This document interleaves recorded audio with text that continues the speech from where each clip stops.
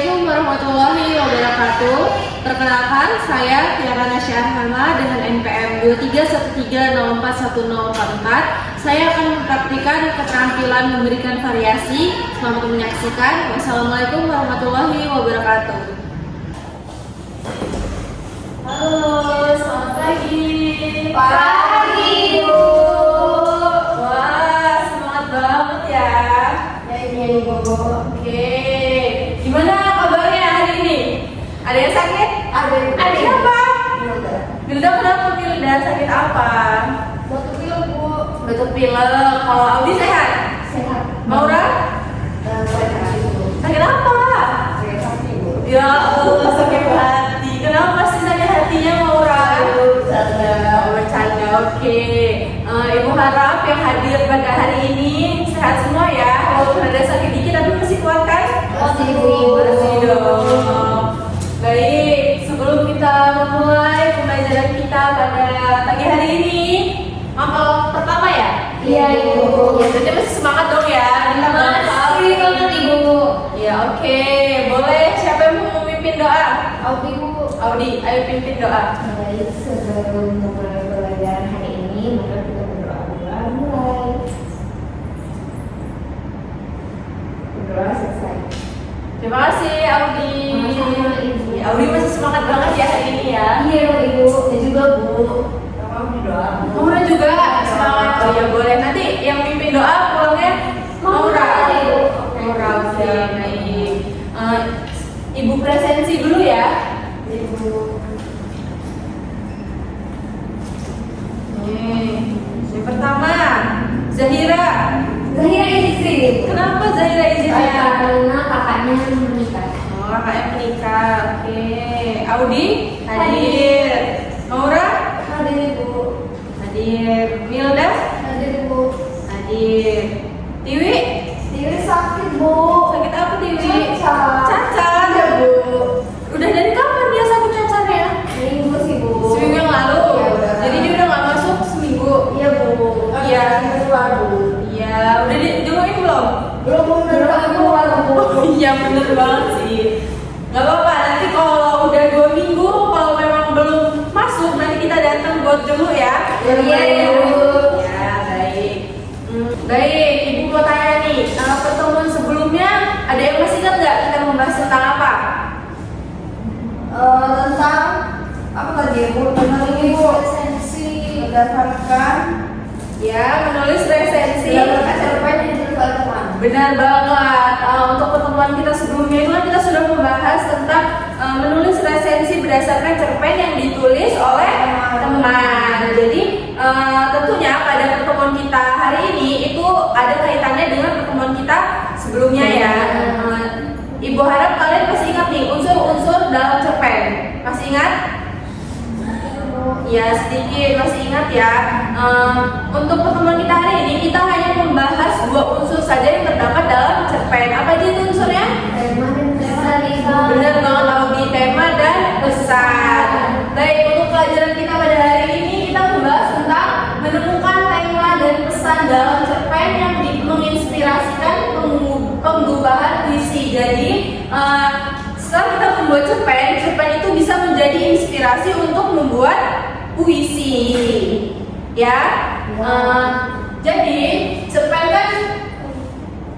yang menginspirasi penggubahan puisi. Jadi puisi ini dibuat berdasarkan terinspirasi dari cerpen yang telah dibuat. Baik, sebelum kita membahas tentang materi kita pada hari ini, itu kan tadi membuat puisi yang terinspirasi dari cerpen. Iya, Ibu. Sebelumnya kita mengulas kembali nih apa itu tema. Ada yang tahu apa itu tema? Tema dalam cerpen. Tema dalam cerpen adalah ide pokok atau gagasan utama yang menjadi dasar untuk mengembangkan cerita dan dapat mencakup berbagai isu kehidupan seperti cinta, moralitas, dan pertumbuhan pribadi, Bu. Benar banget Maura. Tema jadi intinya dari tema dalam cerpen itu apa? Ide pokok. Ide pokok. Benar banget, tema itu adalah ide pokok. Kemudian ada yang tahu nggak fungsi tema itu apa? Menyatukan keseluruhan elemen cerita termasuk karakter, alur, dan latar. Benar banget. Jadi tema itu berfungsi untuk mencantumkan seluruh elemen yang ada di dalam cerita. Ada yang ditanyakan nggak tentang tema? Cukup ya, jadi kalian sudah paham apa itu tema dalam cerpen. Selanjutnya itu ada pesan. Ada yang masih ingat nggak apa itu pesan? Pesan itu nilai-nilai luhur atau pesan moral yang disampaikan oleh penulis kepada pembaca. Benar banget. Pesan dalam cerpen itu adalah nilai-nilai luhur atau pesan moral yang ingin disampaikan oleh penulis kepada pembaca. Jadi penulis ini dalam membuat cerita itu tentunya pasti mengandung pesan untuk pembaca. Nah, pesannya itu dapat berupa nasihat, kemudian ajaran, dan nilai-nilai yang dapat diambil dari cerita tersebut. Pesan dalam cerpen juga bertujuan untuk memberikan pelajaran, kemudian menginspirasi, menyadarkan, atau mengubah pandangan pembaca tentang kehidupan, moralitas, atau nilai-nilai tertentu.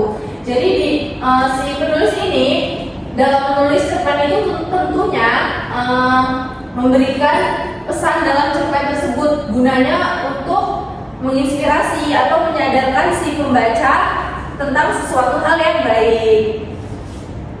Oke, selanjutnya Ibu minta kalian membaca cerpen yang berjudul Malaikat Juga Tahu, karya De Lestari, pada halaman 96. Boleh dibuka. Baik, Ibu beri waktu kalian 5 menit untuk membaca cerpen. Membacanya dalam hati saja dan dicermati inti dari cerpen tersebut. Mengerti? Baik. Boleh dimulai membaca cerpennya. Ibu minta kalian mencatat kosakata yang menurut kalian asing ya. Ya, Ibu. Baik, sudah 5 menit ya. Sudah selesai membaca cerpennya? Sudah, Ibu. Sudah? Maura sudah? Ibu. Audi? Sudah? Baik, setelah kalian membaca cerpen yang berjudul apa? Judulnya apa cerpen tadi? Malaikat Juga Tahu. Ya benar, Malaikat Juga Tahu. Nah, di dalam cerpen tersebut terdapat kosakata yang tidak asing lagi bagi kita semua kan. Kosakatanya itu terdiri atas autis, autisme, eksistensi, ritual, dan mantra. Ibu mau tanya nih, siapa yang tahu arti dari autis? Penderita autisme. Bener banget. Autis itu penderita dari autisme. Jika autis itu si penderitanya, maka autisme itu apa? Gangguan perkembangan. Ya benar banget, gangguan perkembangan pada anak. Kemudian ada eksistensi. Siapa yang tahu arti dari eksistensi?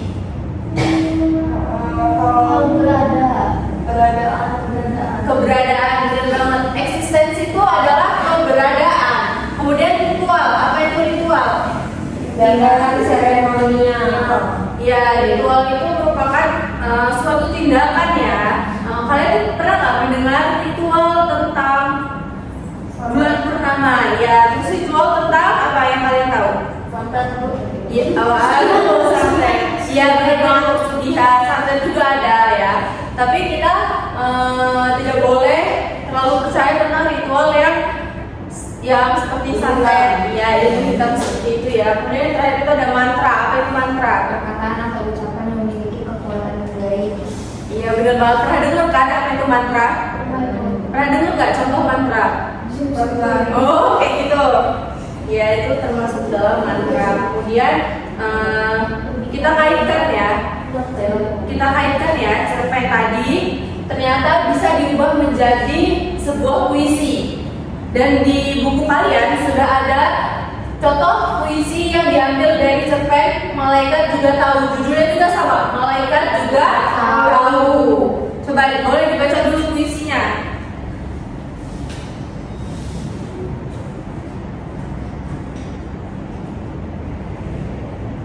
Ketemu di buku Milda? Belum. Halaman 103 Milda. Ya, boleh. Boleh. Atau ada yang mau membacakan puisi di depan? Sedikit saja. Milda boleh baca puisi tentang malaikat. Iya boleh, di situ aja. Satu bait aja ya, Bu. Iya boleh. Malaikat juga tahu, karya di Lestari. Lelahmu jadi lelahku juga. Bahagiamu pasti. Berbagi takdir kita selalu, kecuali tiap kau jatuh hati. Kali ini hampir habis dayaku membuktikan kepadamu ada cinta yang nyata, setia, hadir setiap hari. Boleh.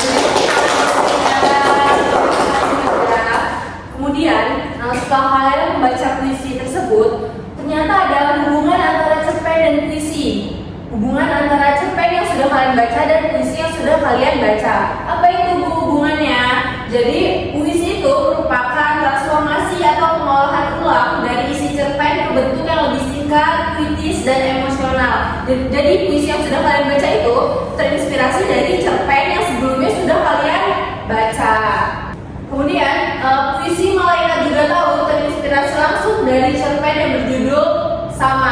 Artinya cerpen menjadi dasar atau sumber ide bagi pencipta puisinya. Jadi puisi itu diciptakan, si penciptanya ini menjadikan cerpen tersebut dasar atau sumber ide utama. Kemudian cerpen menggambarkan kisah seorang laki-laki dengan autisme, atau tadi yang menderita autis siapa? Abang. Benar banget, abangnya tadi kan menderita autis yang mencintai perempuan secara tulus. Sedangkan puisi mengekspresikan suara hati tokoh itu ke dalam bentuk yang lebih emosional dan padat. Sebelum ibu memberikan tugas, ternyata selain cerpen bisa dijadikan puisi, ternyata puisi tersebut bisa dijadikan sebuah lagu. Mau dengar lagunya? Boleh ya, kita dengarkan lagunya bersama-sama.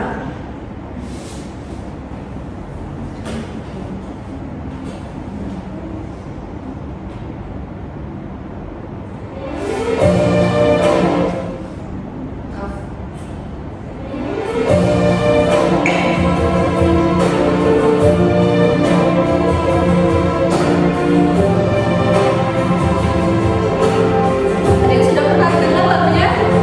Belum?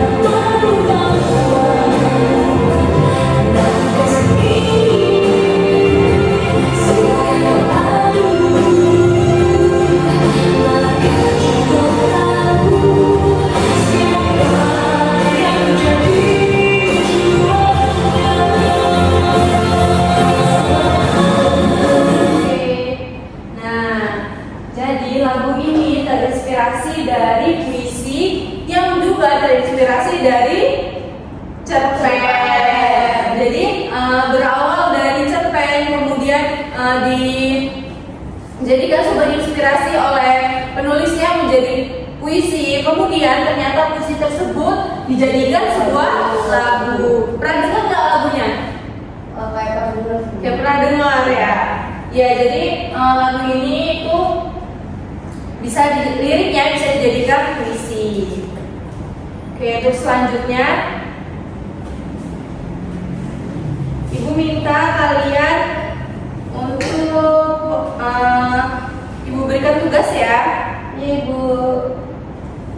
Tugasnya Ibu berikan lembar jawaban. Kalian mengerjakannya di kertas PS ini ya. Sudah dapat semua kertasnya? Sudah. Coba perhatikan ke depan. Tugasnya pertama, kalian menentukan tema dan pesan utama dari cerpen Malaikat Juga Tahu. Jadi kalian membaca kembali cerpen yang berjudul Malaikat Juga Tahu. Kemudian kalian tentukan nih tema dan pesan utama dari cerpen tersebut. Kemudian yang kedua itu apa persamaan cerpen dan puisi yang berjudul Malaikat Juga Tahu. Tadi kan kalian sudah membaca cerpen dan puisi itu. Kalian cari persamaannya. Kemudian yang ketiga itu cari perbedaannya. Setelah mencari persamaan, kalian juga mencari perbedaan. Benar banget. Kemudian nih yang keempat, coba perhatikan.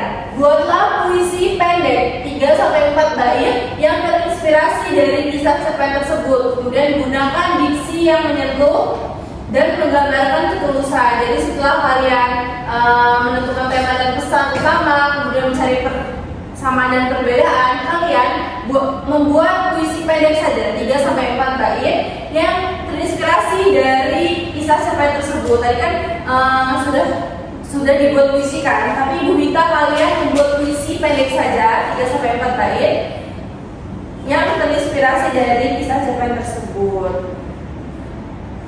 Selesai. Sampai sini ada yang ingin ditanyakan? Cukup? Deadline-nya kapan Ibu? Deadline-nya di pertemuan kita selanjutnya di minggu depan ya, berarti. Baik, karena waktu kita sudah habis, kalian juga sudah tidak ada yang ditanyakan.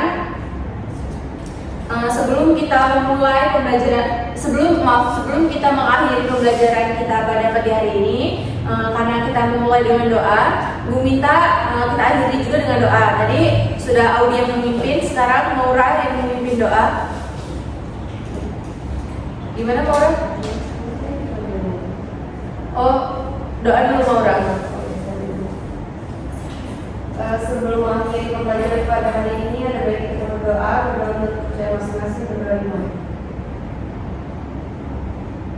Berdoa selesai. Baik, terima kasih Maura. Itu tadi pembelajaran kita pada hari ini. Satu lagi, Ibu mau tanya, siapa yang bisa memberikan kesimpulan tentang pembelajaran kita pada pagi hari ini? Apa yang sudah kalian pelajari pada pertemuan kali ini? Audi bisa? Milda? Pembelajaran hari ini kita belajar bagaimana cara mengubah teks cerpen jadi teks puisi. Kemudian sudah? Sudah ya. Jadi hari ini kita tuh membahas tentang teks cerpen yang diubah menjadi puisi. Kemudian puisi juga bisa kita ubah menjadi lagu, bukan diubah sih, seperti dinyanyikan ya. Lirik puisi tersebut dinyanyikan menjadi sebuah lagu. Ada yang udah membuka materi kita untuk minggu depan? Sudah. Apa Audi? Mengenal unsur-unsur puisi. Bener banget Audi, beri tepuk tangan buat Audi.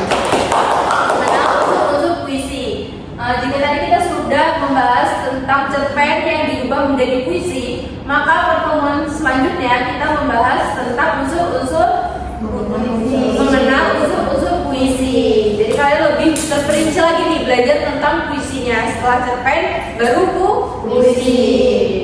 Oke, segitu aja ya dari Ibu. Sudah tidak ada yang ditanyakan lagi? Cukup Ibu. Baik, Ibu rasa cukup. Ibu akhiri. Wassalamualaikum warahmatullahi wabarakatuh. Waalaikumsalam warahmatullahi wabarakatuh.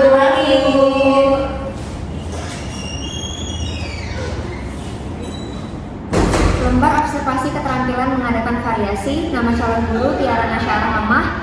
Topik menentukan tema dan pesan dalam cerpen yang menginspirasi pengubahan puisi tanggal 21 Oktober 2025. Variasi dalam mengajar guru.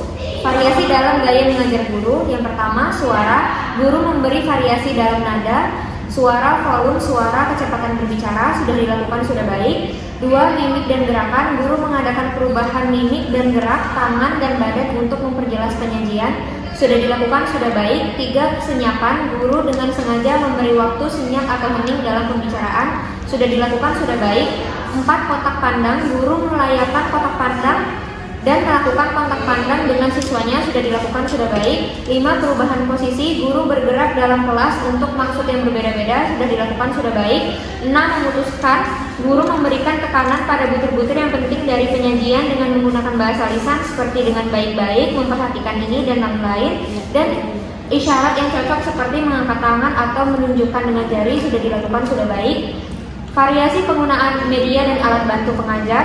7. Variasi visual. Guru menggunakan alat bantu yang dapat dilihat, menulis di papan tulis, menunjukkan gambar atau benda sudah dilakukan sudah baik. 8. Variasi aural. Guru menggunakan berbagai suara langsung atau rekaman dalam pembelajaran sudah dilakukan sudah baik. 9. Variasi alat bantu yang dapat dipegang dan dimanipulasi. Guru memberikan kesempatan kepada siswa memegang atau memanipulasi benda-benda atau alat-alat bantu pengajaran sudah dilakukan sudah baik. Variasi pola interaksi dan kegiatan siswa. 10. Guru memperkenalkan perubahan dalam pola interaksi antara dia dan siswa dan menganeka-ragamkan kegiatan belajar siswa yang terlibat sudah dilakukan sudah baik. Terima kasih.